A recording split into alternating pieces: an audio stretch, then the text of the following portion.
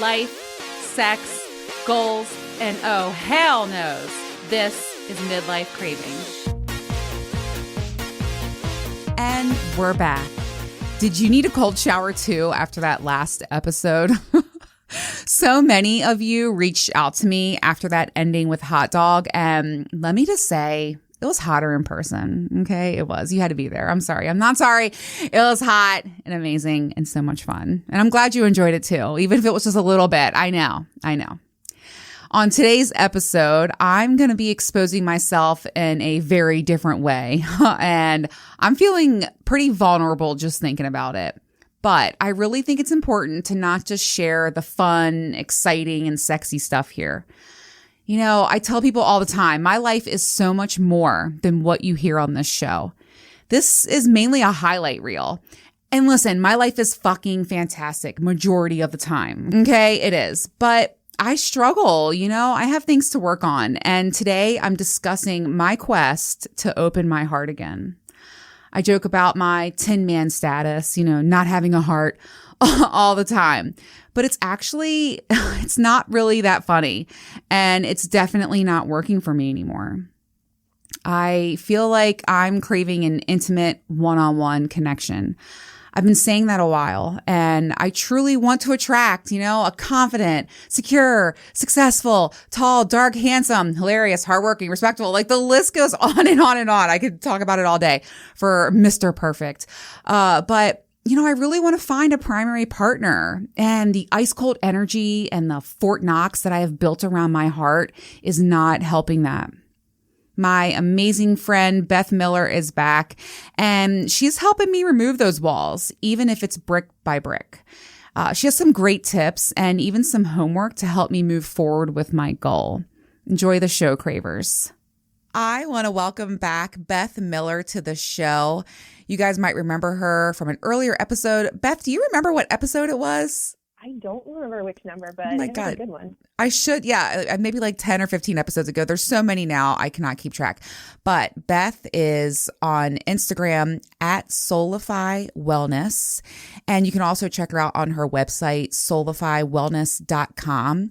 And she talks a lot about saving your marriage. One of the things I think we discussed in the last episode was like after infidelity, how to save your marriage.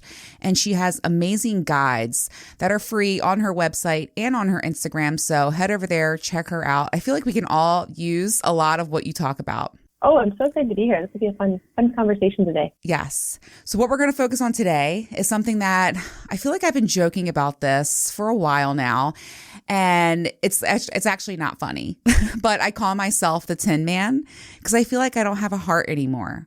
Since 2019, I really haven't felt anything as far as like affection or love. Of course, I care about people and I have connection with them and my, you know, partners in life over the last 2 years, but I can feel and sense the walls that I have built up. There's walls and then moat with alligators and then another walls and then cannons and then hills and mountains. Okay. Like that's how much I've built up around my heart. And so I want to talk about that today because it's not working for me anymore. It was a great tool to use to protect myself, but I feel like I really need to work on opening my heart. So we're going to talk about how to heal it and all the above today with you. Perfect. I can't wait to help you do this. Okay. So and I'm feeling, you know, I'm very open and vulnerable. I like to share everything on my show, but I'm a little nervous because this is a side of me that you don't normally see on this show. And so I want to ask you, because I kind of feel like my heart is closed. I've been feeling it over the last few months, but how do you know if your heart is closed? What are some symptoms of that? You nailed it. The first thing you said was, I feel like there's a wall. And I love how you described it as alligators as well. You are somatically experiencing, like you're feeling the sensations of your heart being closed. And often women will describe this as walls or a brick wall or this hard coating. Sometimes they'll even sense it as like a darkness. Like they feel like their heart is actually black or shriveled and that there's this heaviness. And I know it might sound kind of crazy to describe it, but you feel it. We sometimes feel that heaviness on our chest and you sense it as a brick wall. So that's a good way to describe it. That's probably one of the first steps to knowing that you actually have a closed off heart. You know, the word heavy is exactly what I've been feeling. And I'm trying to figure this out, Beth, because I'm like, is it the life that I've been living over the last 2 years? I was heartbroken over Prince Charming. And then Mr. July, a lot of drama and a lot of shit went down with him, and he hurt me pretty good as well. So it was like double whammy with those two. And then I've lived in the lifestyle for the past 2 years, and I've had amazing experiences. But I started to feel like last fall, all of the group play was creating this massive disconnect for me when it came to relationships, physical intimacy, all of the above. And I was like, what am I doing? But I'm too scared to put myself out there again. So I'm feeling the heaviness. And I think that's where it comes from. It's taken me a while to think about and be honest with myself about, but I don't know how to move forward. Help me. I'm poor. Let's do this. Let's talk about why it's closed. That was a really great question. So you see the patterns. You can see the impact of Prince Charming, Mr. July, and the lifestyle.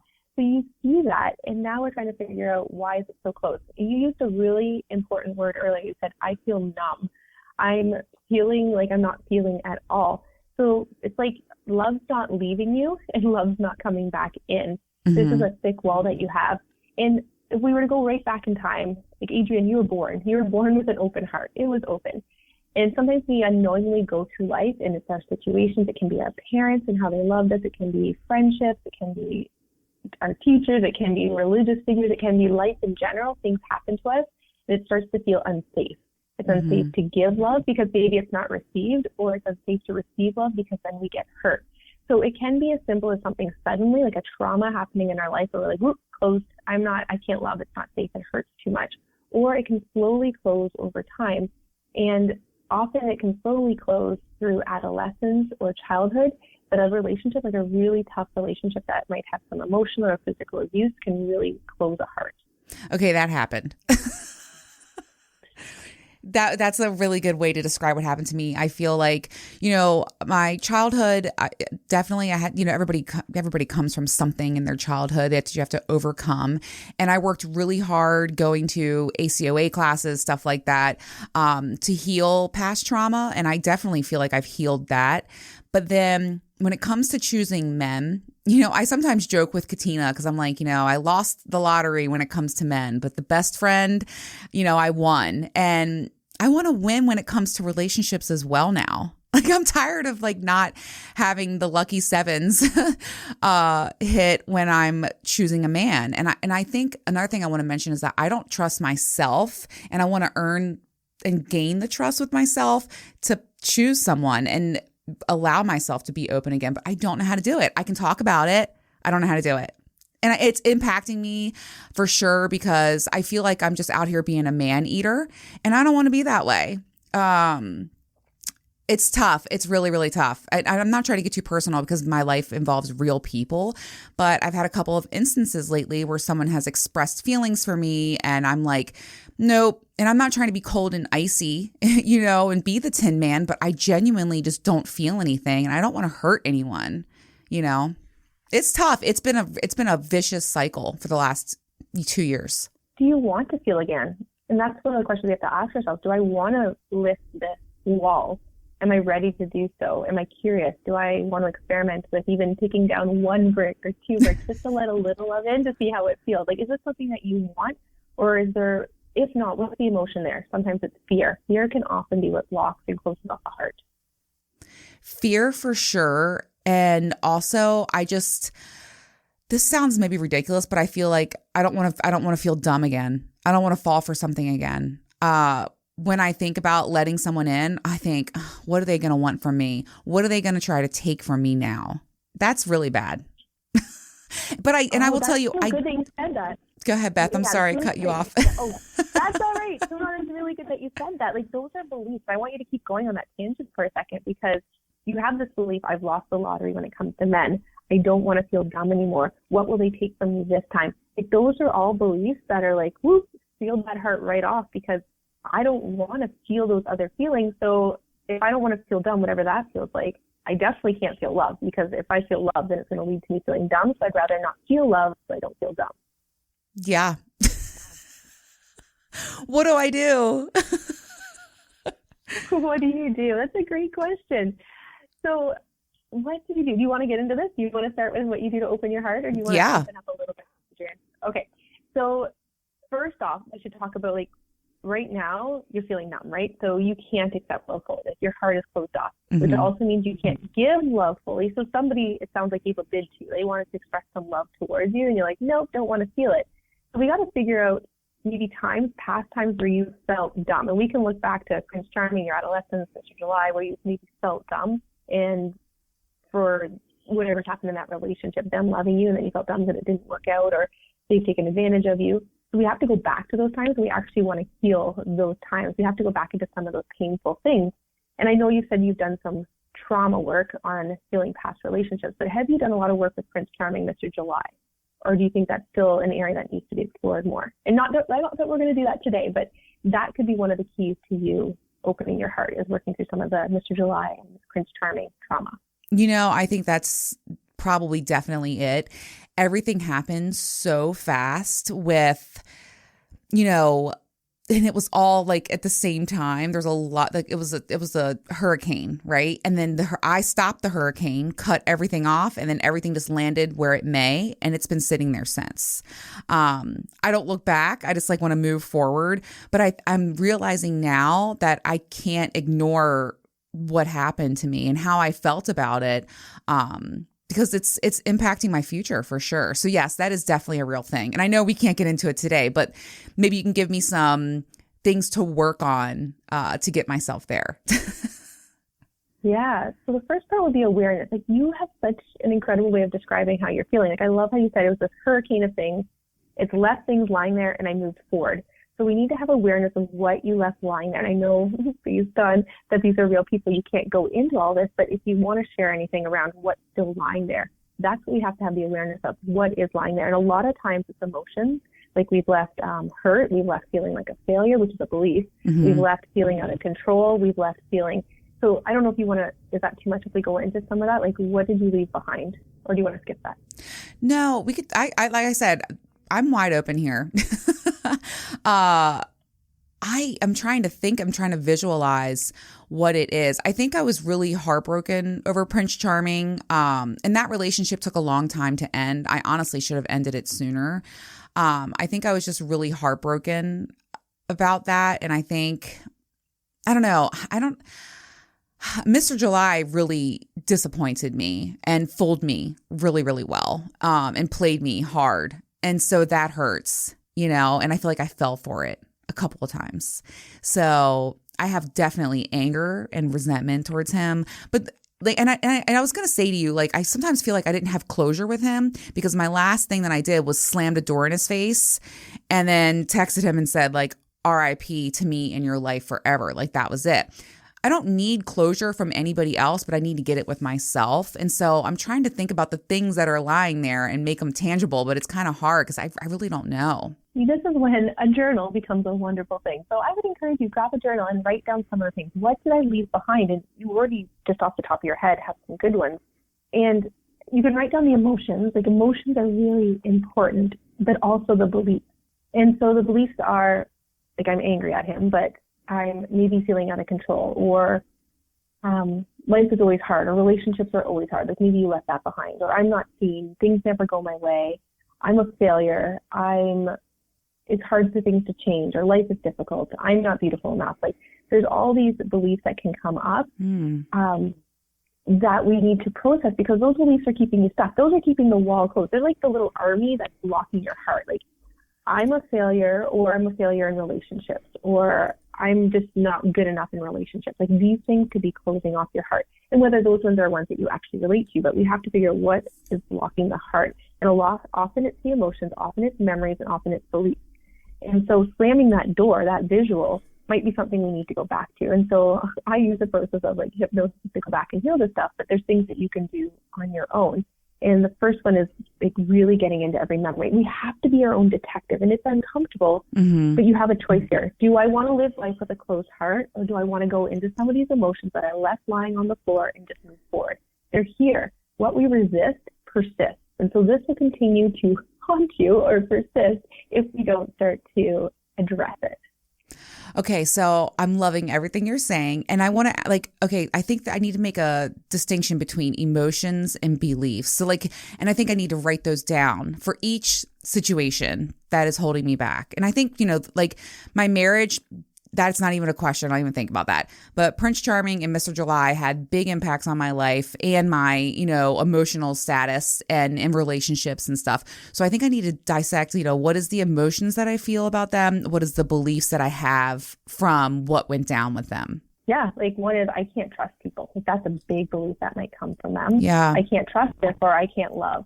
It might be Go ahead, sorry. Oh, no, I just want to say something's jumping out at me. Prince Charming, I felt like I wasn't worthy because he chose a tangible thing over me. And I was just so hurt by that. And I thought, wow, I wasn't good enough to be chosen over a substance. You know what I mean? And I know that's putting a lot of business in the streets, but fuck it. It's my truth.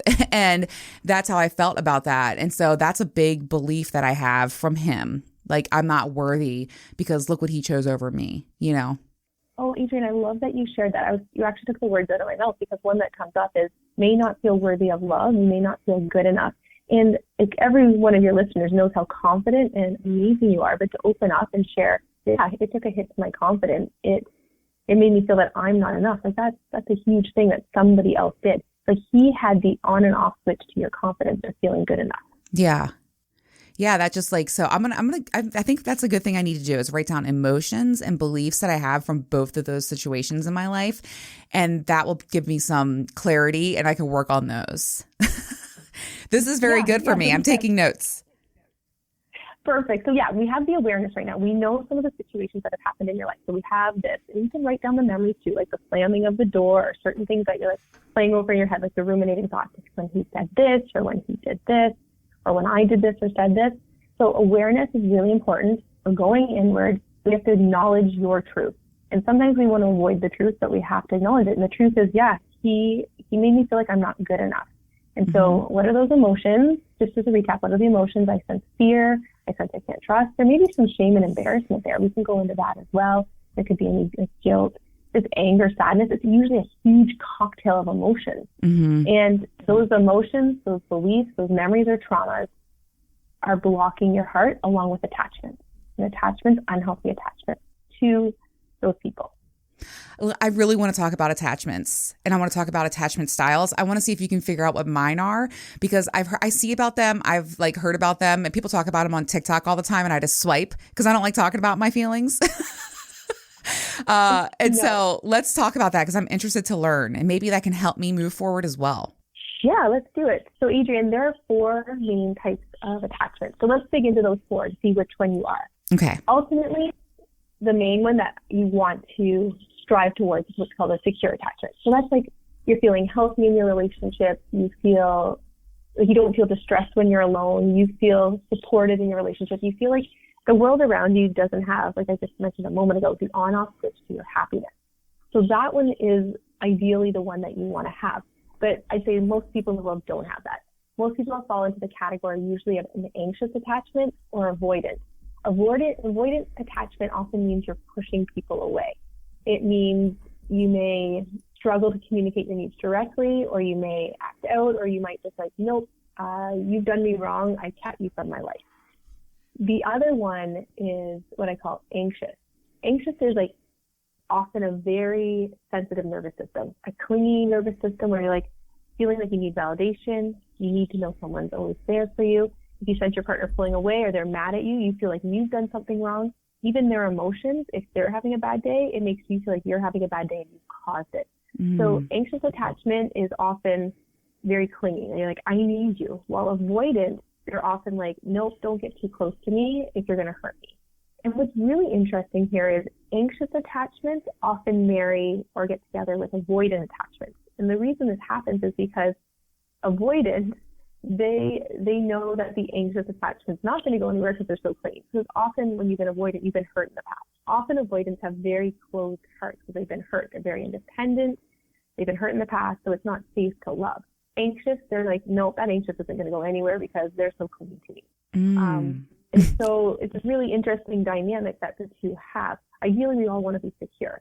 And then there's one other one that's this anxious avoidant. It's like a combination of both. It's like a disorganized. So you can kind of be a little bit of both depending on the circumstances. So we won't go into the disorganized too much, but avoidant, anxious, and then ideally you want to be secure are the main attachment styles. I'm 100% avoidance. I agree. Like that's not even a question. And in fact, you know what's funny is as you were talking about anxious, I was like, oh my God, I know so many people like that. And I'm immediately turned off. Because I'm like, yeah, absolutely. I don't want you texting me. I don't want you overanalyzing. You don't need to have a reason for why everything, like, I don't have to text you every 5 minutes. Nothing's wrong. When somebody will say, sorry, I wasn't available by my phone. I'm like, it's cool. We're good. I try to, not use the word sorry ever. So I am 100% avoidance. How do I move to secure? Well, we need to get you to a place where you can trust better. We need to get you to a place where you can feel like you can communicate your needs more directly, where you're more attuned with your emotions and facing them. And where you feel like you can really cooperate in your relationship, like a really nice back and forth, flexible behaviors. And we can get into some specifics of those, but we want to find you also a partner who's also very secure. It's very difficult. If you choose a partner that isn't secure, it's going to take you on a roller coaster regardless. 100%. And you know what's funny? That's pretty much all I've ever been with. Because when I look back at Mr. July, he is not secure or, strong and happy with his life. And when I look at Prince Charming, it's the same thing. My ex-husband, I attract that. I was, this is past tense because I'm not anymore. I was a fixer. I loved to fix people. I loved to be the one to save the day. Not anymore. And so I do feel like I've done a good job at not playing games. Like you said, that emotional roller coaster, I avoid that at all costs. But I'm definitely not putting myself out there enough to allow myself to even experience anything at all lately. So I need to work on that. It's good to know. And I'm going to do some more research about the avoidant attachment style because that's definitely who I am. Yeah, do a quick Google search. There's tons of attachment style quizzes out there. So you can go click on the first free one you find, go through it, and just verify that that's the type of style you are. But without you doing the quiz, I'm almost positive you're an avoidant style. Yeah, me too. Withdrawer. They also call it the withdrawer. It's the one that's going to pull away when things get too intense or too clingy or too emotional or too confusing. Like even somebody saying to me, Adrienne, I'd like to get to know you. I want to have dinner with you. I'd like to take you out sometime. And I'm like, if we're not fucking, what's the point? Isn't that terrible? It's not. Okay, here's the thing. It's not terrible if it's your authentic you. If that's your true you, Adrienne, if that's who you are at your core, if your heart's open and you're like, no, I just want to have a fuck with someone. I just want that. Then that's perfectly fine. But if you're acting inauthentically, you're like, my heart's closed. I'm just doing this as, I don't know, you know what I mean by this? I'm trying to figure out how to do it in the nicest way possible. Like you're not avoiding, but maybe you are. Like you're avoiding your feelings. So this is just easier just to have a one-time thank you. Yeah, wham, bam, thank you, ma'am. That might be you actually avoiding feelings. But if it's you just really enjoying the one time, like wham, bam, thank you, ma'am, that's perfectly fine. If it's coming from an authentic place, from your true self, not one that has possible baggage hanging out around their heart. Now, I want to say I was definitely there, and that was my authentic self for about a year. Excuse me. And then now moving forward, I want to build a connection with someone. I want to have more of a primary partner. I love being an ethical slut and it's lots of fun, but that one-on-one connection is something I'm really craving right now. So I want to get there. My authentic self is changing for sure. Like it was the wham, bam, thank you, ma'am. And now it's like, I want to explore and, have a strong connection and build trust with someone. And I'm finding it really hard because I haven't allowed my emotions and I'm still carrying those suitcases. You know what I mean? So that's what I need to work on for sure.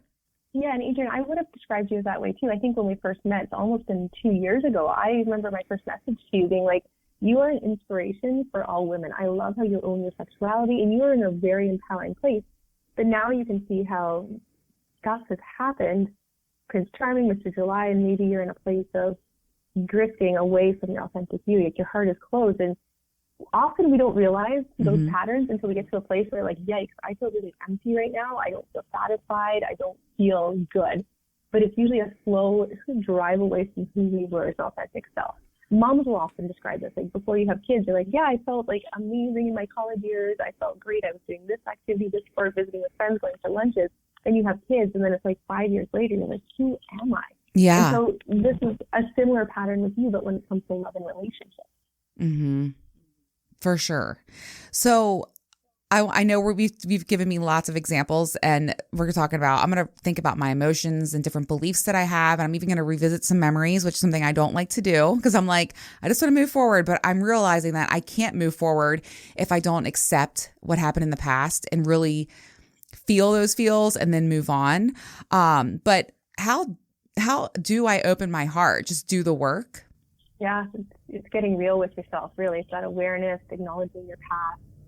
And when you can see what's blocking it, like that's what you have to do. You can't fix it unless you know what's blocking it. But you don't always have to know specifically. A lot of times if you can go into that feeling, like you talked about that heaviness, sometimes you can just what's called somatically shift it. And this is when you can get into like energetics and really like imagine that there's a wall and you like picture it coming down. And this is a little out there, but if you bring in that authentic you, that one that's like loving, kind, confident, like that badass version of you that wants connection, but also wants to have a good wham, bam, thank you, man. You bring her in and let her tear down the walls being like, you know what? She gives you this great inner pep talk to be like, Adrienne, it's safe. We got this. You're not the same person you were. You can go securely into relationships and we can have a connection, but we have to pick the right person. If you pick the right person, you will be safe. So it's like she comes in and you can like imagine the walls coming down. And sometimes women will do this and they'll like, wow, they actually feel it. They feel like the energy leaves their body. It's like a door opens up and all the bricks fall out. And so that's a way to like somatically shift it. Journaling, like you can get the journal out and be like, my heart is closed because, you just write it over and over again. My heart is closed because I hate Mr. July. Like that's a bit strong, but like I hate that he did this to me. I'm so angry that he did this to me. You just keep writing all the reasons why my heart is closed. My heart is closed. And you'll have this awareness. It's called conscious stream of writing. And it's when you have a piece of paper and a pen and your mind just starts to flow and brain dump. Like you barf words onto the page that don't even make sense sometimes. And sometimes it's happening so fast, you can't even really keep up. And it just turns into a really messy, sloppy page that you're writing over other words and it looks like a toddler scribbles on it. And maybe there's tears flowing and the page is all wet. And so that's called conscious stream of writing. That's another way to kind of somatically, without a lot of thinking. Because like you just said, I don't really want to go see those memories. I don't really want to go do that. So these are two other ways to somatically shift it without having to really analyze and pick apart memories that you're like, I don't even know if it's working. Yeah. You know, as you're saying this, I'm thinking to myself, that sounds like relief. Really? It is a relief. That's what we want to do. Like energy is, sorry, I should say this, emotions. So emotions are energy in motion. So energy needs to move through us. You've stored emotions in you, whether it's the fear of opening your heart, whether it's like anger within your heart, like you've stored those emotions in you. So we need to move those emotions. So energy in motion. So you have to release it. How do you release it? Well, we can do really unhealthy behaviors like porn addiction, shop, drink, like all those things which will help us like seek out a different feeling, which means we're avoiding the feeling within us, or we have to like process the feeling and release it. Like, okay, I don't want to feel this anymore. I'm going to actively feel this. And so that might be tears. It might be punching a bag, like, or a pillow. It might be screaming in your car, just screaming at like any pitch, like a big high pitched scream or a low pitched growl, or maybe all of them. And that moves energy too. Like it's incredible how we can just start to yell and things come out of us, or tears, and you feel the huge release. Like if you've had a good cry, you usually feel better after. Oof, Beth. I haven't had, that's one thing that like I talk about. I do not cry. I don't allow myself to cry. And so like, even the thought of that, I'm like, oof, a cry. Oh God. And that's bad because crying is okay. I know. You might need a coach. You may need a therapist. You may need someone to guide you on this process. And a lot of it you do. You really do. Like to get into the super deep work, it's good to have someone that you can trust to hold you, like not literally hold you, but to hold space for you so that you can go through the emotions. And so if you can't do this on your own, definitely seek out some other help. Like you have the awareness you want to do better, or you want to feel better. For sure. You can ask for help. Okay. It's a lot to do this on your own. It is. And it's a little thing. And I think many of us live our lives without addressing any of this. And I don't want to do that. I don't want to be the ice queen. I don't want to be the Tin Man anymore. And so I'm going to do this work. I really seriously am, because I'm ready. I really am. I've worked so hard to build a great life for myself, and I've been so successful, and I'm so grateful and humbled by all of that. And I'm like, but what about me? You know what I mean? And I've solved and fixed everything and structured my life in a way that I'm doing very well. And then, but really the biggest thing that I think about is, my heart is so closed and it just doesn't feel good anymore. No, and it's just one of your kind of greatest gifts, a little bit like this avoidant attachment and having a closed heart. It allows you to be like kick-ass businesswoman. It allows you to be like successful in so many other areas of your life. Mm-hmm. It's very masculine, a very masculine energy. We need to bring you more into the feminine energy, like a nice balance where you can cry, where you can be more creative, where you can show emotions, be more supportive. Those things that you haven't wanted to do that you've avoided a little bit. Like, I don't want to talk about feelings. So moving more into the feminine will also help open up your heart as well. That's something I need to look into too. I just wrote that down. Okay. So one of the things you said is, Adrienne, let's talk about what you can manifest when you open your heart.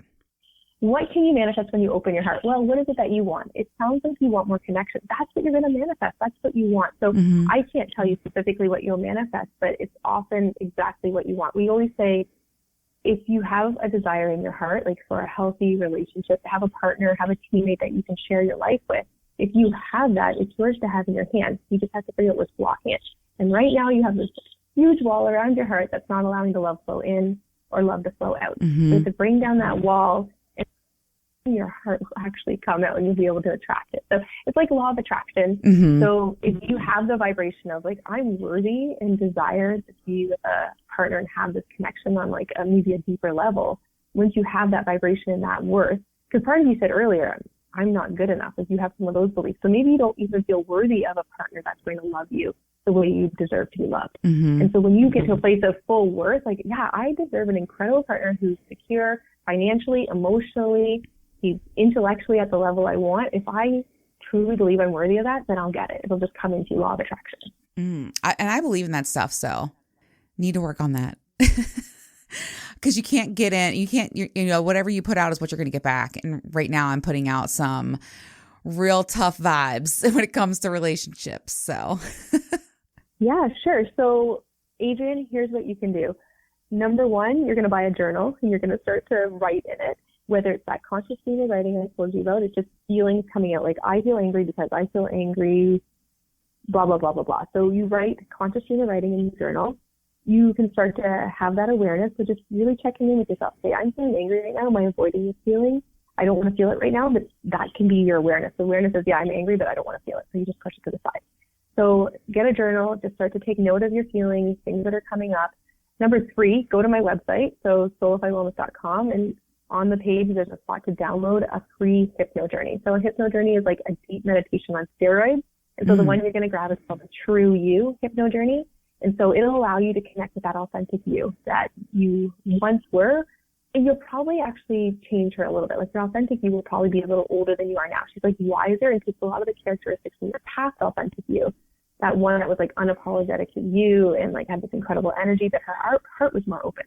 So we'll take her and we're going to create this amazing true you, and you're going to connect with her. And what she does on this hypno journey is she gets to kind of heal parts of your past that, like maybe times with Mr. July or times with Prince Charming, you'll actually get to do some of his healing around those past relationships. So go to the website, download the True You hypno journey. Okay. And those are your main ones. I'm going to give those to you, and you need to report back. You let me know how those go. Okay, I definitely will. I love that I have homework, and I'm really just thankful for discussing all of this today, especially about like emotions, beliefs, memories. Those are things I haven't looked at all. So I feel like I'm on the yellow brick road right now, and I'm on my way to Oz to get a heart. So oh, I love it. We're going to get there. That. There's no place like home. Well, you're amazing. You will get there. Beth, thank you so much for all of this today and speaking with me and helping me on my journey to open my heart. Oh, it's been a pleasure, and I'm here with you every step of the way. So thank you for that. I'm going to keep you accountable to that homework. All right, I love that. And hey guys, my cravers, go follow Beth on Instagram at Soulify Wellness. And you can hit up her website, soulifywellness.com, to download those guides. If you want to go on a journey with me, send me a DM. Let's all just do it together, because there's nothing but greater good that can come from all of this. So you are right, Adrienne, and I look forward to speaking with you soon. Thank you so much, Beth. I really want to thank Beth again. I don't normally share my feelings and shit. Like, I don't like talking about my feels. And she's just given me so much confidence and love and support. I appreciate her very much. And I hope that if you're someone out there that can relate, that this helps you too. You know, I mean, I think that's a thing where you just go through so much shit. You've lived and you learned, and then you put up these walls and guards and you're like, fuck the world. But in reality, it doesn't work forever. You know, it was a great coping mechanism over the last 2 years for me, but I'm really ready to open myself up, and I'm looking forward to see what the future brings for me, especially if I can just let someone come. Like, oh God, come inside. Okay, come inside me. Anyways, so all right, let's talk about what's next. I am back to my hot girl shit, and we have a lot to catch up on, okay? I am going to tell you about how I came back with a literal bang, okay? Like, really, it was several bangs. It was a fivesome, actually. Oh my God. I actually leaned over the bathroom sink, looked at myself in the mirror, and said out loud, like, Adrienne, you can't ever do fucking something simple, can you? Ever. Like, first time fucking, and it's a fivesome. But anyway, we'll talk about that. And then I also have some comments about getting back into the game post-hysterectomy with my new vagina, including toy play, which the other day I fucked myself senselessly with Coco. That damn little vibrator, like, she packs a powerful punch. You can go get yourself one on tracysdog.com and use code CRAVERS20 while you're at it and get 20% off. Coco is awesome. I really love her. She's great to use with a partner. And I fucked myself senselessly with her the other day oh my God, in the old podcast closet. So that was my reward after recording. I went and fucked myself in there, and it was great. She's awesome. So anyways, Mai is back, and we have so much to talk about, including some wild, rough sex experiences. We're going to talk about being friends with men. Like, I can't wait to talk to her about that. And also the audacity of the talking phase right now. Like, her and I both have some stories where we haven't even met someone, and the audacity is insane just in the talking phase. We're also going to discuss how we feel about sending nudes, which, by the fucking way, I have a story to share about that. It's funny because he messaged me and was like, I don't want to be a subject on your show. Well, now you are. And it's going to be an action-packed episode. Get ready to rumble. I'll see you guys in 2 weeks.